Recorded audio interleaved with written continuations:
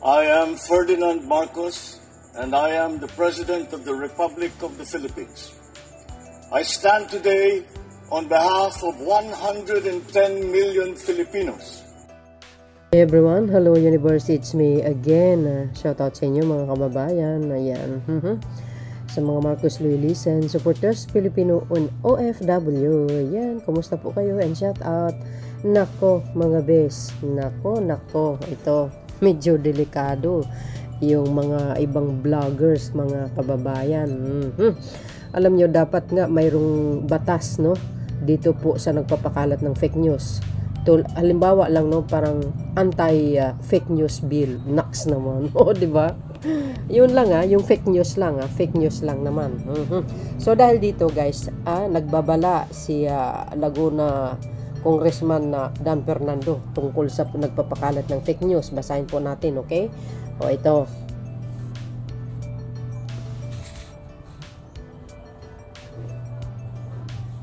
O, sabi, yan ang source natin. Yan guys, yung source natin, impact leadership. Sabi po dito, ang fake news ay lason na sumisira sa ating demokrasya. Tama po yun, di ba? At saka delikado po yan. Yung nagpapakalat ng fake news laban sa isang tao, maari kanyang titirahin yan, mga kababayan. Kaya mag-ingat-ingat yung mga nagpapakalat ng fake news.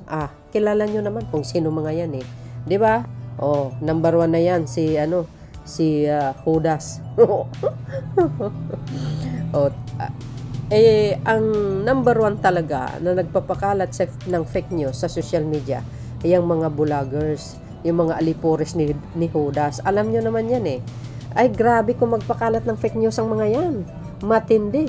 Example na lang po yung pulburon video na inedit na sa AI. Nilagay yung mukha ni Pangulong Marcos Jr. My goodness. Grabe yun. Number 1 fake news yun, mga bes. Sa totoo lang. Walang kasing tulad ng kasing sama nitong mga vloggers ni Judas sa social media. Antindi. Nasikmura nila, no? Sirain yung kapwa nilang Pilipino na wala naman silang sapat na ebidensya.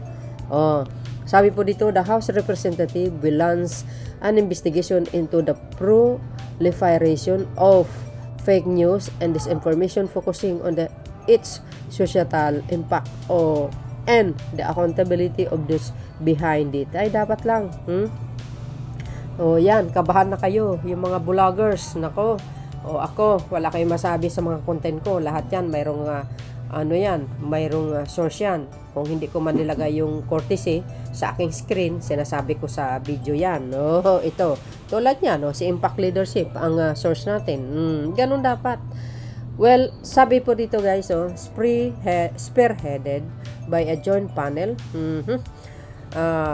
comprising the Committees on Public Order, Public Information and Informations, and Communication Technology. The probe will begin Monday, January 27, 2025, of course, with Santa Rosa Representative Dan Fernandez presiding. Kahapon po yan, wala naman ako nakita video, pero baka pinag-uusapan pa talaga, So dahil dito mga kababayan, nag-umpisa na kahapon yan. Fernandez highlighted the pressing need to combat disinformation, citing its divisive effect on national unity, public order, and democratic process. So, 'di ba? Alam nyo guys, ang pagpapakalat ng fake news talagang kumbaga piste yan. Nakakasira ng kredibilidad ng isang tao. Lalo't pa, itong mga vloggers na ito, kung magpapakalat ng fake news, akala mo papaniwalaan sila ng taong bayan, pero hindi nila alam pagdating sa side ni Judas, walang naniniwala dyan. Kaya maging maingat kayo sa mga pinipanood nyo, mga kababayan, baka pati sa inyo lalasunin kayo ng mga fake news nila. Tuloy, Ang mga Pilipino ay may karapatan sa katotohanan. Dapat protektahan natin ang ating mga kababayan laban sa mga maling informasyon, nagdudulot ng takot, kalituhan at pagkawatak-watak ng ating lipunan, he said, emphasizing the need to protect citizens from harmful misinformation. Oh, you see? Oh, talaga naman totoo yun. Di ba? Tingnan mo naman itong mga dilis. Kung makapagsalita sa social media, grabe yung pambubuli nila, no? Sa Sky Speaker, sa House. Number 1 yan si Digong. Sinasabi na kurakot daw ang House of Representatives. Alam nyo, madali lang magsalita no? Mag-akusa ng isang tao, pero mahirap patunayan. Mayabang lang talaga ito si Digong Ang iniisip niya lang, I'm ex-president. Kasi, sabi niya, sa sarili niya, wala namang magkakaso sa akin. Dati akong Pangulo ng Pilipinas. Ang batas ngayon sa pamuno ni Pangulong Marcos Jr. walang sinasanto kahit sino ka pa. 'Di ba? Lalo na yung paninira nila kay Pangulong Marcos Jr. matindi, mga bes. Tungkol yan sa lalo na yung mga AI video na pulburon video kuno. Ang akala nila makuha nila ang simpatya ng taong bayan. Doon po kayo nagkakamali. Bakit? Dekada na po sinisiraan si Pangulong Marcos Jr. Ang mga Marcoses, nagtagumpay ba ang mga kalaban nila? Wala. 'Di ba? At actually sampal pa nga sa kanila 'yun Yung pagkatalo nila sa Amerika na doon dinala yung na kaso laban sa dating First Lady Imelda Marcos. Yung tinatawag na trial of the century. Nanalo ba ang administrasyong Aquino? Wala. Talo. Doon pa lang malaking sampal yun sa kanila. Nanalo ang Marcoses kasi kakampi nila ang katotohanan. Kasi yung mga bintang nila walang katuturan, walang sapat na ebidensya. Pagdating sa Pilipinas, dinismiss ng Sandigang Bayan ang mga kaso laban sa mga Marcoses. Di ba? Ang pinapansin kaya baliwala yan. Manggagaliite lang kayo. Kasi sabi ng Pangulo, kung mayroon kayong sapat na ebidensya, dalhin nyo sa korte. Yan ang sinabi ni Pangulong Marcos Jr. Di ba? Dalhin doon. Patunayan nyo. Ganun lang yun Lahat po tayo may karapatan na mag-spread ng ating kasaloobin. Yung freedom of speech. Di ba, mga kababayan? Kaso lang, ang problema sa panahon ngayon, matindi. Grabe. Below the belt na, mga bes. Personal na. Si Pangulong Marcos Jr., si Speaker, yung First Family, pinipersonal na nila talaga. Grabe ka mga walang guys, walang puso, maitim ang budhi ng mga DDS. Kung makapanira sila, matindi. Yung mga sinasabi nila sa social media, ay grabe, sa totoo lang. Yung mga vloggers na napakalat ng fake news, matindi, mga bes. Below the belt na talaga. Na sikmura nila yun sa sarili nila, feeling nila perfect sila. Pero hindi sila perfect dahil sabi ng Biblia, walang perfectong tao sa mundo. Lahat nagkakamali. Ang Diyos lang ang perfect. Totoo yan. Tuloy. The inquiry will future major social media platform tasked with explaining their policies on combating fake news, cyberbullying, and harmful content. Tama po yun. Lawmakers aim to assess platform accountability and identify legislative gaps that need to be addressed to strengthening protection against disinformation. Dapat nga, sabi ko, pasa sila ng batas nung anti-fake news bill, 'di ba, mga bes? Tama ba? Ganun. Lahat tayo may karapatan tayo magsalita sa social media. Labas tayo ng saloobon natin. Pero wag naman masyadong below the belt, mga bes. Pang ano na yun, panghaharas na po yun pananakit yun, paninirang puri na. Matindi.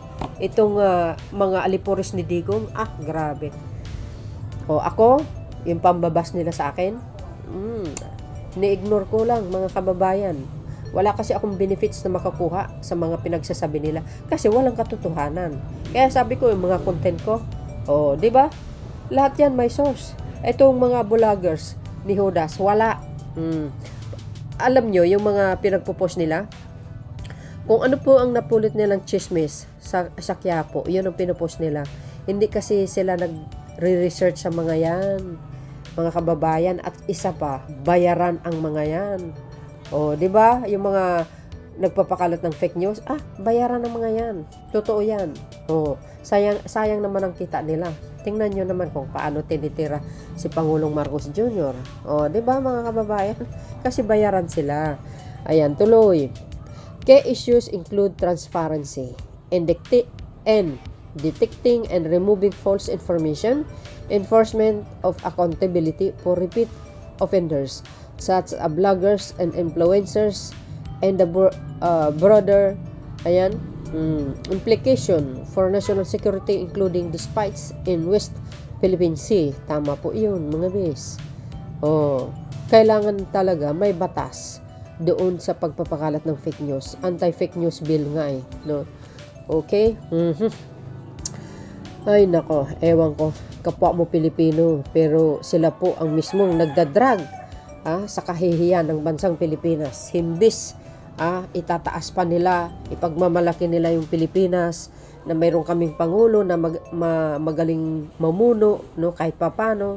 Parang ganun diba? Hindi pala mura, mabait.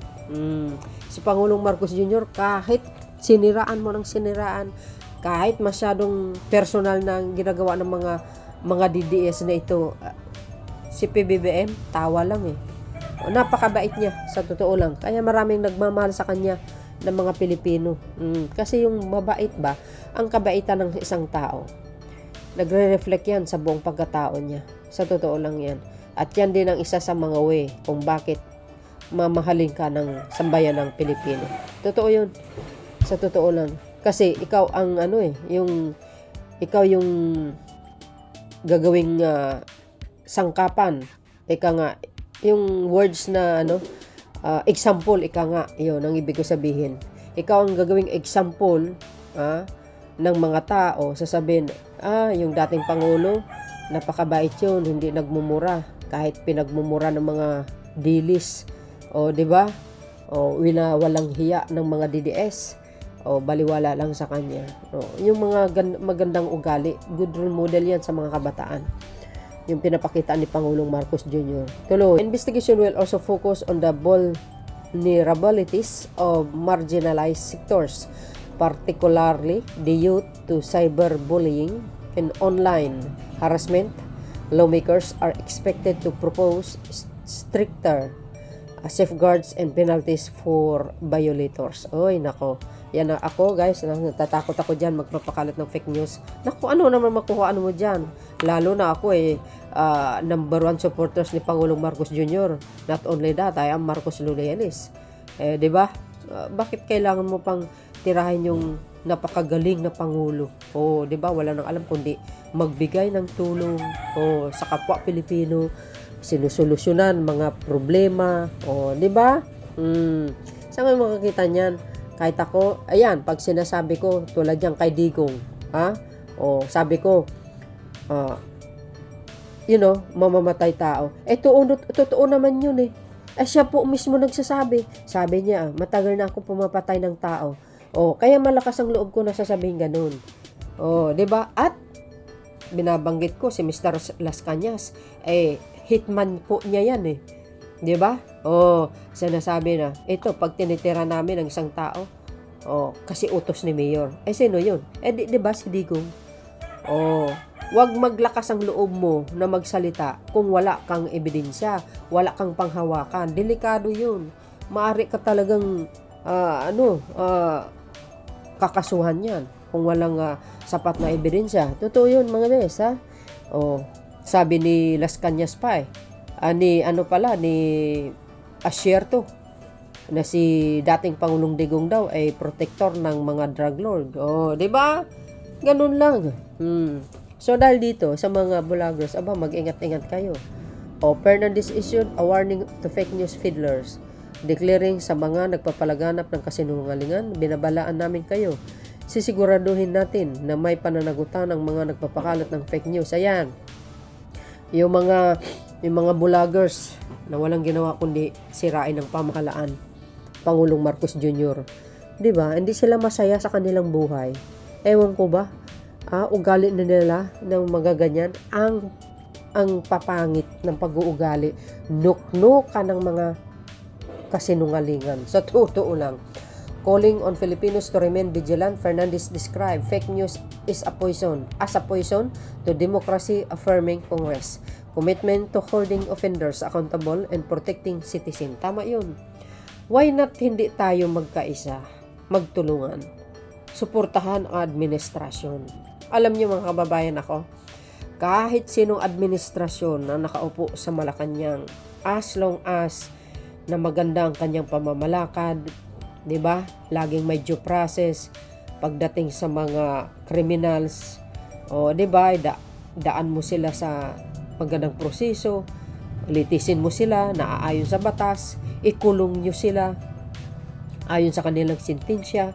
'Di ba? Ganun lang 'yun. Sugpuin ng mga masasamang tao, ikulong sila lahat. 'Di ba? Sugpuin ng mga kurakot. Tulungin ang mga magsasaka, tulungin ang mga nangangailangan, pagandahin ang ekonomiya ng bansa, palaguin para sa kapakanan ng mamayang Pilipino. Tulad ng ginagawa ni Pangulong Marcos Jr. 100 suportahan ko yan. Mga kababayan, kahit sinong administrasyon na nakaupo. 'Di ba? Ganun magpapakalat tayo ng mga magagandang programa ng pamahalaan para nang sa ganun mayroong ma-inform ang mamayang Pilipino. Ganun kasimple lang yun Kung talagang ikaw ay maka-Diyos, hindi mo kailangan mga kababayan, matakot ka lang sa Panginoon. Yung nagpapakalat ka ng fake news, mayroong consequence diyan, guys. Yung gumagawa ng kasamaan sa kapwa, yung papakalat ka ng fake news na walang katotohanan, mayroong kapalit. Ang Diyos, nakikita po tayo, no? Gumawa tayo nga ng kabutihan sa kapwa. Kasi the more na gumawa ka ng kabutihan sa kapwa mo, for sure ang balik niyan blessing. Totoo 'yun. So yun mga kababayan, sabi dito, House Lances probe into fake news fiddlers, eyes accountability and legislative reform. Yan, panawagan natin sa House Representative. Imomonitor nyo dapat itong mga vloggers ni Judas. Sila ang magaling na magpakakalat ng fake news. 'Di ba? Kaya si Congressman Dan, yan. Pakitutukan nyo na po itong mga salot sa lipunan, yung mga alipores ni Dugas. Ang galing magpakalat ng fake news po yan. So dahil dito guys, kahit si Congressman Barbers, mga kababayan, sinabi niya din, ito. Ayan, we cannot allow everybody bloggers, pseudo journalists of sabi dito? Pseudo political analysts would use the social media, platform to curse on people and feed fake news. Ito yung operative words, fake news, kasi they are seen to be feeding fake news. Kung apektado sila doon sa gagawin investigasyon, siguro takot sila because meron silang ginagawang kalukuhan. Yes, if you are malinis naman mga kababayan, hindi ka ma-offend sa mga investigasyon na yan. Ngayon, if ikaw talaga ay gumagawa ng kasamaan, natural, magre-react ka, ma-offend ka. So, yan, sinabi ni Congressman Barbers, mga beswa. Kaya sa mga nagpapakalat ng fake news, well, see you in Quadcom. Sabay ganun, guys. Hindi, Tricom ba? Di ba? Ayan, bagong naman yan, guys, bagong pangalan na mag-iimbestiga. House Tricom. Sa mga fake news. So, yun mga best, ano po ang kapalagayan nyo? Dapat lang, sabi ko nga, dapat magkaroon po ng batas ito sa mga nagpapakalat ng fake news, yung anti-fake news bill. Isama nyo na po yung bullying, harm. Di ba? So, yun guys, maraming salamat sa inyong watching. See you again on my next upload video. Bye-bye. Bye. Babush. God bless Philippines.